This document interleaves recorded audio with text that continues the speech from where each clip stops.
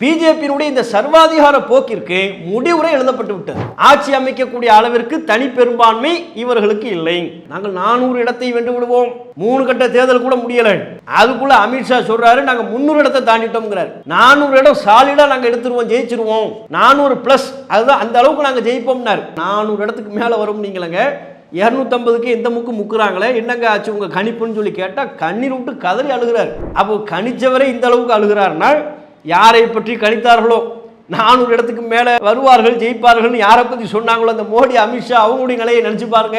எந்த ரூமுக்குள்ள உட்கார்ந்து அழுதுகிட்டு இருக்கிறாங்கன்னு தெரியல. அப்ப மிக முக்கியமான ஒரு செய்தி, தமிழகத்தில் உள்ள கட்சிகள் யாரா இருந்தாலும், அவங்க அதிமுகவா இருந்தாலும் சரி, பிஜேபியோட கூட்டு சேரிங்களா நடுத்தருவில் நிறுத்தப்படுவீர்கள், உங்களுக்கு மக்கள்கிட்ட ஆதரவு கிடைக்காது. அஸ்ஸலாமு அலைக்கும் வரஹ்மத்துல்லாஹி வபரகாத்துஹு. அல்ஹம்துலில்லாஹ். அன்புக்குரிய சகோதரர்களே, நடைபெற்று முடிந்த மக்களவை தேர்தலின் முடிவுகளை நீங்கள் பார்த்துருப்பீங்க. கடந்த 2 முறை தனி பெரும்பான்மையோடு ஆட்சி அமைத்த பாரதிய ஜனதா கட்சி இந்த முறை கூட்டணி தயவோடு ஆட்சி அமைப்பது கிட்டத்தட்ட உறுதியாக இருக்கிறது. இருந்தாலும் கூட வெளியாகியுள்ள தேர்தல் முடிவுகள் சில முக்கியமான செய்திகளை மிக தெளிவாக ஆணித்தரமாக மக்கள் மத்தியில் எடுத்துரைக்கிறது.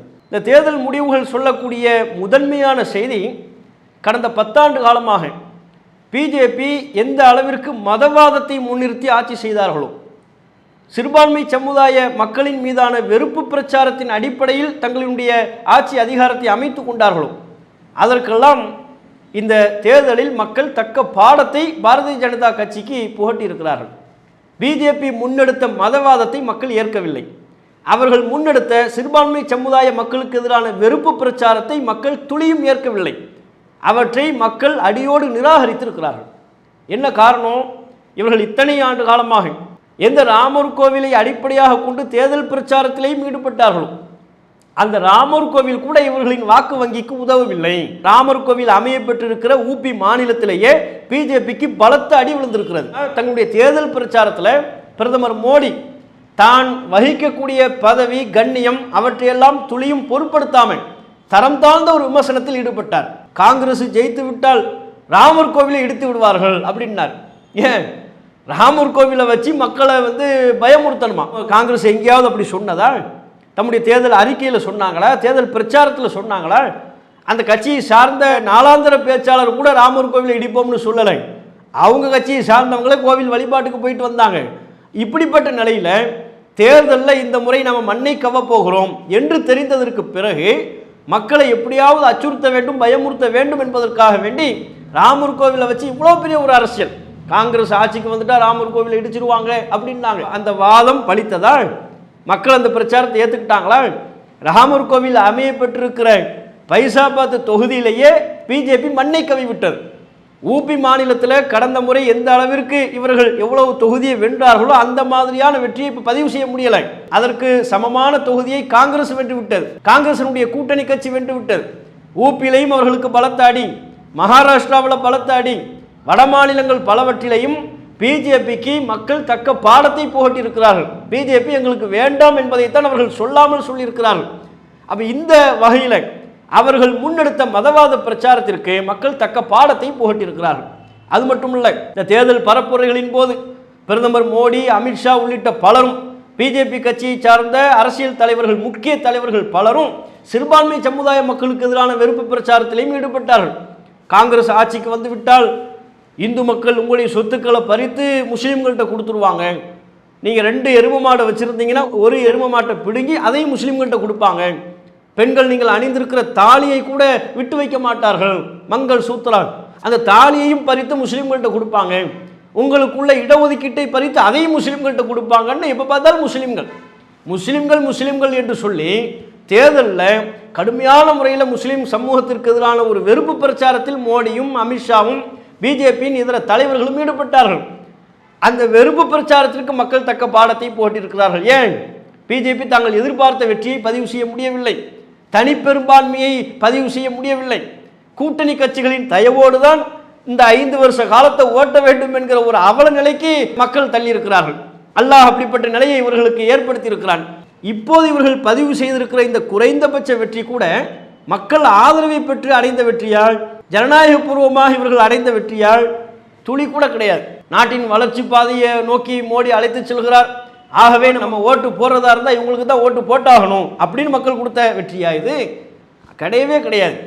இது முழுக்க முழுக்க தேர்தல் ஆணையத்தின் உதவியோடு சப்போர்ட்டோடு அடைந்திருக்கக்கூடிய வெற்றி. ஏன் நீங்கள் பார்க்கலாம், ஊபி உள்ளிட்ட வட மாநிலங்களில் தேர்தல் ஆணையம் முழுக்க முழுக்க இந்த முறை பிஜேபிக்கு சப்போர்ட்டாகத்தான் செயல்பட்டது. அவர்களுக்கு உறுதுணையாக, அவர்களை பாதுகாக்கக்கூடிய விதமாகத்தான் நடந்து கொண்டது. மோடியும் அமித்ஷாவும் பிஜேபியின் ஏனைய தலைவர்களும் தேர்தல் நடத்தை விதிகளுக்கு மாறாக பேசிய பொழுது அதுக்கு எதிராக தேர்தல் ஆணையம் கடுமையான நடவடிக்கை எடுத்தாங்களா? ஒரு வழக்கு பதிவு பண்ணாங்களா? விசாரணைக்கு அழைச்சாங்களா? ஒரு துரும்பை கூட நகர்த்தவில்லை. அப்போ தேர்தல் ஆணையத்தினுடைய மறைமுக ஆதரவு முழுக்க முழுக்க பிஜேபிக்கு இருந்தது. ஊபியில் 16 வயது சிறுவன் ஓட்டு போடக்கூடிய வயதை கூட அடையவில்லை, 8 முறை ஓட்டு போடுறான். அதை வீடியோ பதிவு செய்து சமூக வலைத்தளத்தில் பதிவு செய்கிறான். அப்போ இது மாதிரி வட மாநிலங்களில் எந்த அளவிற்கு ஓட்டு பதிவின் போது இவிஎம் உள்ளிட்ட குளறுபடிகள் மோசடிகள் நடைபெற்றது, இதுவெல்லாம் தேர்தல் ஆணையத்தின் தோல்வியையும் அவர்கள் நடுநிலைத்தன்மையோடு இந்த தேர்தலை நடத்தவில்லை என்பதையும் தான் காட்டியது. தேர்தல் ஆணையத்தின் இவ்வளவு ஆதரவு இருந்தும் மோடியால் பிஜேபியால் இந்த அளவிற்கு வெற்றியைத்தான் அவர்களால் பதிவு செய்ய முடிந்திருக்கிறது. அப்போ நடுநிலையோடு சரியான கண்காணிப்போடு தேர்தல் நடைபெற்றிருக்குமையானால், நியாயமான முறையில் தேர்தல் நடைபெற்றிருக்குமையானால் இந்த வெற்றியை கூட மோடியால் பிஜேபியால் பெற்றிருக்க முடியாது. அதுபோக பிஜேபியில் இப்போ இருக்கக்கூடிய கூட்டணி கட்சி தலைவர்கள்லாம் எப்படி பிஜேபிக்கு வந்தாங்க அந்த வரலாறை நம்ம நினச்சி பார்க்கணும்ல. கூட்டணி கட்சி தலைவர்கள் ஒரு 20 பேரை நீங்கள் எடுத்து பாருங்க. அவங்கெல்லாம் மோடியினுடைய நிர்வாகத்திறனை பார்த்து வியந்து வந்தாங்களா?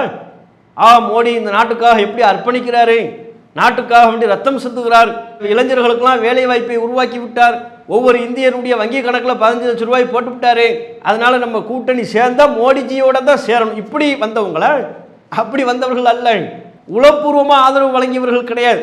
இடி, ஐடி, சிபிஐ உள்ளிட்ட ஏனைய நிறுவனங்களை காட்டி பயமுறுத்தி கூட்டணிக்கு இழுத்து கொண்டு வரப்பட்டவர்கள். அதுவரையிலும் காங்கிரஸ் கூட்டணியில் இருந்திருப்பார். இடி போகும் ரைடு, மறுநாள் காலையில் பார்த்தா பிஜேபி கூட்டணியில் சேர்ந்துட்டேன்னு அறிவிப்படுவார். அதுவரையும் தனியாக கட்சி நடத்திக்கிட்டு இருப்பார். சிபிஐ விசாரணைன்னு சொல்லி அவரை அலக்களிப்பார்கள். அடுத்து பார்த்தா நானும் பிஜேபி கூட்டணியில் சேர்ந்துட்டேன், மோடியை விட ஒரு சிறந்த தலைவர் கிடையாது அப்படின்னு அவர் புறத்திலிருந்து அறிக்கை வந்துடும், பிஜேபி கூட்டணியில் சேர்ந்துருவாங்க. இப்படித்தானங்க ஈடியை காட்டி பயமுறுத்தி, ஐடியை காட்டி பயமுறுத்தி, சிபிஐ புலனாய்வு விசாரணை அமைப்புகளை அனுப்பி ஏவி விட்டு அப்படித்தானுங்க கூட்டணி கட்சி தலைவர்கள் எல்லாம் உள்வாங்கினாங்க. டெல்லியின் முதல்வர் அரவிந்த் கெஜ்ரிவாலை என்ன பாடுபடுத்தினாங்க? தேர்தல் பிரச்சாரம் நெருங்குற வேளையில் சிறைக்கு தள்ளினார்களா இல்லையா? அப்போ அச்சுறுத்துவது, இப்படி அச்சுறுத்தி தான் இவர்கள் கூட்டணி கட்சி தலைவர்களை தக்க வைத்திருக்கிறார்களே ஒழிய ஒரு சுதந்திரமான முறையில் உளப்பூர்வமான முறையில் அவர்கள் ஆதரவு வழங்கினாங்களா? இல்லை. இதுதான் யதார்த்தம், இதுதான் உண்மை நிலவரம். இவற்றை மக்கள் தெளிவாக புரிந்து கொள்ள வேண்டும். தேர்தல் நடைபெற்று கொண்டிருக்கிற நேரத்தில் எந்த அளவிற்கு ஆணவமான பேச்சுக்களை பேசினார்கள், எவ்வளவு ஆணவம், எவ்வளவு அகம்பாவம் இவர்கள் பாராளுமன்றத்தில் நடந்து கொண்ட விதம், ஏனைய எதிர்க்கட்சிகளையும் எதிர்க்கட்சி தலைவர்களையும் நடத்திய விதம், அவ்வளவு ஆணவம், சர்வாதிகார போக்கு. பிஜேபியினுடைய இந்த சர்வாதிகார போக்கிற்கு முடிவுரை எழுதப்பட்டு விட்டது. ஏன்? ஆட்சி அமைக்கக்கூடிய அளவிற்கு தனி பெரும்பான்மை இவர்களுக்கு இல்லை. நாங்கள் 400 இடத்தை வென்று விடுவோம், 3 கட்ட தேர்தல் கூட முடியலை, அதுக்குள்ள அமித்ஷா சொல்றாரு நாங்கள் 300 இடத்தை தாண்டிட்டோம்ங்கிறார். 400 இடம் சாலிடாக நாங்கள் எடுத்துருவோம், ஜெயிச்சிருவோம், 400+, அதுதான் அந்த அளவுக்கு நாங்கள் ஜெயிப்போம்னார். மோடி அமித்ஷா ஒரு பக்கம் அந்த பக்கம் அப்படி சொல்லி கொண்டு இருந்தார்கள். இன்னொரு பக்கம் தேர்தல் கணிப்பு என்கிற பேரில் சில ஊடகங்கள், நியாயமாக ஒரு நடுநிலைத்தன்மையோடு செயல்பட்ட ஊடகங்களும் இருக்கிறார்கள். அது வெல்லாமல் மோடிக்கு கூஜா தூக்கக்கூடிய மோடி மீடியாக்களாக செயல்பட்ட ஊடகங்கள். இந்தியா டுடேவினுடைய பிரதீப் குப்தா என்கிற ஊடகவியலாளர் அவர் சொன்னார் மோடி 400 இடத்தை ஜெயிப்பார், 400+, 400 இடத்துக்கும் மேலாக பிஜேபி வென்று விடும் அப்படின்னார். இப்போ அவரை உட்கார வச்சு கேள்வி கேட்குறாங்க. ஏனைய ஊடகவியலாளர்கள் எதிர்க்கட்சி சார்ந்தவர்கள்லாம் கேட்குறாங்க, 400 இடத்துக்கு மேலே வரும் நீங்களங்க, 250க்கு எந்த முக்கு முக்குறாங்களே, என்னங்க ஆச்சு உங்கள் கணிப்புன்னு சொல்லி கேட்டால் கண்ணீர் விட்டு கதறி அழுகிறார். அப்போ கணிச்சவரை இந்த அளவுக்கு அழுகிறார்னா யாரை பற்றி கணித்தார்களோ 400 இடத்துக்கு மேலே வருவார்கள், ஜெயிப்பார்கள்னு யாரை பற்றி சொன்னாங்களோ அந்த மோடி அமித்ஷா அவங்களுடைய நிலையை நினச்சி பாருங்க, எந்த ரூமுக்குள்ளே உட்காந்து அழுதுகிட்டு இருக்கிறாங்கன்னு தெரியல. அப்போ அவ்வளோ அந்த அளவிற்கு ஒரு பரிதாபமான நிலையில் தான் இந்த வெற்றியை இவர்களால் பதிவு செய்ய முடிந்திருக்கிறது. கடந்த காலங்களைப் போல் ஒரு சர்வாதிகார துணையை இவர்களால் வெளிப்படுத்த இயலாது. எதிர்க்கட்சி தலைவர்கள் எதிர்க்கட்சி தலைவராகவே மதிக்கலை. ராகுல் காந்தியெல்லாம் பப்பு என்று சொல்லி கேவலப்படுத்தினார்கள், இழிவுபடுத்தினார்கள், கேலிக்கு உள்ளாக்கினார்கள். அது மட்டுமல்ல, இந்த தேர்தல் பிரச்சாரங்களின் போது கூட காங்கிரஸ் கட்சியினுடைய வெற்றியை பற்றி சொல்லும் பொழுது காங்கிரஸ் கட்சி அப்படின்னு ஜெயிச்சிரும், ராகுல் காந்தியினுடைய வயது அளவுக்கு கூட அவங்களால் தொகுதியை வெல்ல முடியாதுன்றாங்க. ராகுல் காந்தி வயசு அளவுக்கு கூட அந்த எண்ணிக்கையை கூட இவங்க தொகுதியில் ஜெயிக்க மாட்டாங்க. அப்படின்னா என்ன, ராகுல் காந்தி வயசு 53 சீட்டு கூட இவங்களுக்கு வராது, கூட்டணி 100 தாண்ட மாட்டாங்க என்றெல்லாம் இவர்களை சார்ந்தவர்கள் பேசிக்கொண்டிருந்தார்கள். இவர்களின் அத்தனை சர்வாதிகார போக்கிற்கும் இந்த தேர்தலில் மக்கள் சரியான பதிலடியை கொடுத்திருக்கிறார்கள், தக்க பாடத்தை புகட்டியிருக்கிறார்கள். பெரும்பான்மையை இழந்து கூட்டணி கட்சிகளின் தயவோடு ஆட்சி செய்யக்கூடிய ஒரு நிலைக்கு பிஜேபியை மக்கள் கொண்டு வந்து நிறுத்தியிருக்கிறார்கள். இது ஜனநாயகத்திற்கு கிடைத்த மிகப்பெரிய ஒரு வெற்றி. அப்படித்தான் நாம் இந்த தேர்தல் முடிவை பார்க்கணும். அடுத்து நீங்கள் யோசிச்சு பார்க்கணும், என்ன இருந்தாலும் மோடி தானே அடுத்த பிரதமர், பிஜேபி ஆட்சி தானே நடக்க போகுது அடுத்த 5 வருஷத்துக்கு அப்படின்னு நீங்கள் நினைப்பீங்க. 5 வருஷ காலம் கடந்த ஆட்சியின் போது எந்த அளவுக்கு ஆட்டம் போட்டாங்களோ அப்படிலாம் இவங்க ஆட்டம் போட இயலாது. இந்த முறை 2019 எந்த அளவுக்கு ஆட்டம் போட்டாங்களோ, விவசாயிகளை நசுக்கக்கூடிய அளவிற்கு கருப்பு சட்டம், சிறுபான்மை சமூகத்தை அச்சுறுத்துகிற அளவுக்கு கருப்பு சட்டம், சிஏஏ, பொது சிவில், காஷ்மீர் இப்படிலாம் பயங்காட்டி கொண்டு இருந்தார்களே, அந்த பூச்சாண்டியெல்லாம் இப்போ வேலை நடக்காது. ஏன், இந்த 5 வருஷ காலமும் கூட்டணி கட்சி தலைவர்களை தக்க வைப்பதற்கே இவங்களுக்கு போதுமான காலமாக இருக்கும். ஏன், கூட்டணி கட்சிகள் சிதறிக்கொண்டு செல்வார்களே ஆனால் இவங்க தங்களுடைய ஆட்சியை தக்க வைக்க இயலாது, ஆட்சி கட்டில் உட்கார முடியாது, கீழே இறங்க வேண்டிய நிலை வந்துவிடும். மோடியும் அமித்ஷாவும் இருக்கிற இடமே தெரியாது. அந்த அளவிற்கு இவர்கள் கூட்டணி கட்சியின் தயவைத்தான் முழுமையாக நம்பி இருக்கக்கூடிய ஒரு நிலை இருக்கிறது. இப்போ அவங்க கூட்டணி கட்சியில் யார் இருக்கா, நிதிஷ்குமார் இருக்கிறார். நிதிஷ்குமாருடைய ஆதரவு உங்களுக்கு கண்டிப்பாக தேவை, இல்லாட்டி உங்கள் ஆட்சி அமைக்கிறது சிரமமாக போயிடும். நிதிஷ்குமார் இப்படிப்பட்டவர், அரசியல் வட்டாரத்தில் அவருக்கு பேரே பல்டி குமார் தான், நிதிஷ்குமார் இல்லை பல்டி குமார். ஏன், திடீர்னு காங்கிரஸோடு உட்காந்து தொகுதி பங்கீடு பேசிக்கிட்டு இருப்பார், மறுநாள் பார்த்தா அந்த ஈரம் கூட காஞ்சிருக்காது, மறுநாள் பார்த்தா பிஜேபியோடு சேர்ந்துட்டேங்குவார். பிஜேபியோடு சேர்ந்து மாநிலத்தில் ஆட்சி கட்டிலில் அமர வைத்திருப்பார். 1 மாத காலத்தில் ஆட்சியை கவுத்து விடுவார். அதில் கைதேர்ந்த கெட்டிக்காரர். எல்லா அரசியல்வாதிகளும் தங்களுடைய சுயலாபத்தை அடிப்படையாக கொண்டு தான் செயல்படுவார்கள் என்றாலும் அதில் பீகாரில் உள்ள நிதிஷ்குமார் உச்சத்தை தொட்டவர். அப்படிப்பட்ட ஒருவருடைய ஆதரவு உங்களுக்கு கண்டிப்பாக வேணும் இந்த 5 வருஷத்தை ஓட்டுறதா இருந்தால். அப்போ இந்த பக்கம் நிதிஷ்குமாரை பலமாக பிடிச்சிக்கிட்டே இருக்கணும், அவரை தப்ப விட்டுறக்கூடாது. இன்னொரு பக்கம் பார்த்தீங்கன்னா ஆந்திராவில் உள்ள சந்திரபாபு நாயுடு, அவங்க ஆதரவும் இவங்களுக்கு தேவை. ஏற்கனவே மோடி உள்ளிட்ட பிஜேபியின் தலைவர்கள் மீது அதிருப்தியில் இருக்கிறார். இப்போ பிஜேபி வெளியிட்ட தேர்தல் அறிக்கையை கூட நான் வாங்க மாட்டேன்ட்டார், அவருக்கு ஒரு அதிருப்தி. அப்போ இப்படி அதிருப்தியோடு தான் அந்த கூட்டணியில் பயணித்து கொண்டிருக்கிறார். எப்போது வேண்டுமானாலும் இருவரும் அத்துவிட்டு போயிடுவாங்க. காங்கிரஸ் கட்சியினுடைய தலைவர் அழைப்பு கொடுக்குறாருன்னு வைங்க, நீங்கள் இங்கே வந்துருங்க, என்ன கேட்குறீங்களோ அதிகாரத்தில் உங்களுக்கு என்ன பங்கு வேணுமோ அதை நாங்கள் தர்றோம். பிரதமர் பதவியா, எங்களுக்கு பிரதமர் பதவியெலாம் ஒரு பொருட்டே இல்லை, நீங்கள் ஆட்சி பண்ணுங்க. பிஜேபி அவங்கள ஆட்சி கட்டிலேருந்து இறக்கி விட்டால் போதும், நம்மளை என்ன பாடுபடுத்தினாங்க அதுக்கெலாம் நம்ம தக்க பாடம் போகட்டணும்னு ஏதோ ஒன்று சொல்லி இவர்களை நிதிஷ்குமாரையும் சந்திரபாபு நாயுடு உள்ளிட்ட ஏனைய எதிர்க்கட்சி தலைவர்களை இவங்க அழைப்பு கொடுத்தேன் அதுட்டு வந்துட்டாங்கன்னு வைங்க, பிஜேபி இப்போ ஆட்சி அமைப்பதே பெரிய சிரமமாக சவாலாக போய்விடும். அப்போ இந்த 5 வருஷ காலமும் பிஜேபி ஆட்சி கட்டிலில் அமர்ந்திருப்பதே அவர்களுக்கு பெரும் சவால். ஆட்சியை நடத்துவதே பெரும் சவால் இருக்கும்போது கடந்த காலத்தை போல் ஆட்டம் போட முடியுமா? மக்களை நசுக்கக்கூடிய விதமான புதிதான சட்டங்களை ஏற்ற முடியுமா? 500,000 செல்லாதுன்னு அறிவிச்சுட்டு இன்னொரு நாட்டை போய் சுற்றி பார்க்க போக முடியுமா? மக்கள் விட்டுருவாங்களா? அவற்றையெல்லாம் பொருட்படுத்தாமல் விவசாயிகள் 1.5 வருஷ காலம் போராடினாலும் அவற்றையெல்லாம் கொஞ்சம் கூட செவிமடுக்காமல் பொருட்படுத்தாமல் சினிமா நடிகைகளையும் விளையாட்டு பிரபலியங்களையும் அழைத்து அவங்களுக்கு விருந்தளித்து மகிழ முடியுமா? மணிப்பூரில் எந்த இன மக்கள் பாதிக்கப்பட்டாலும், அங்குள்ள மலைவாழ் பெண்கள் பாலியல் பலாத்காரத்திற்கு ஆளாக்கப்பட்டாலும் அதையெல்லாம் கண்டுகொள்ளாமல் சினிமா பிரபலியங்களோடு சேர்ந்து செல்ஃபி எடுத்து போட முடியுமா?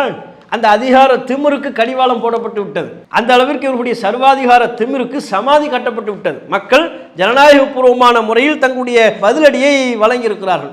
தமிழகத்தில் உள்ள தேர்தல் முடிவுகளையும் நாம் கவனிக்கணும். தமிழகத்தில் 40க்கு 40 இடத்தை திமுக வென்று விட்டது. அதிமுக உள்ளிட்ட எதிர்க்கட்சிகள் 0. இந்த நிலை ஒரு மிக தெளிவாக இதில் ஒரு மெசேஜ் இருக்கிறது.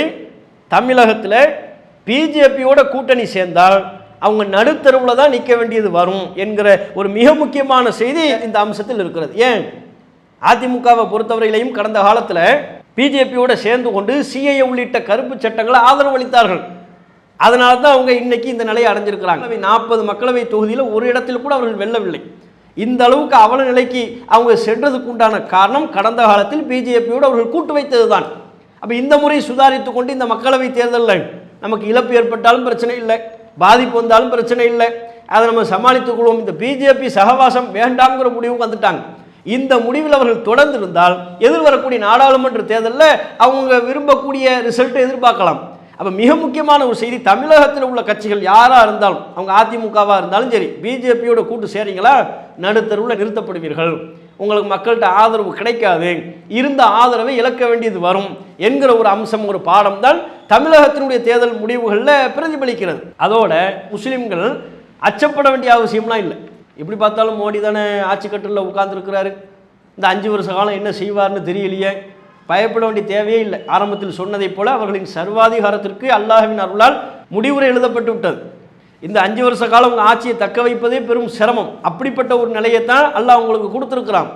இருந்தாலும் முஸ்லீம்கள் நம்ம என்ன நினைக்கணும், நமக்கான பாதுகாவலன் யார், நமக்கான பொறுப்பாளன் யார், அல்லாஹ் இல்லையா? அப்போ அல்லாஹ் மேல் நம்ம முழுமையாக நம்பிக்கை வைப்போமே ஆனால் எந்த ஆட்சியாளர்களின் சூழ்ச்சியும் நம்ம எதுவும் செய்து விடாது.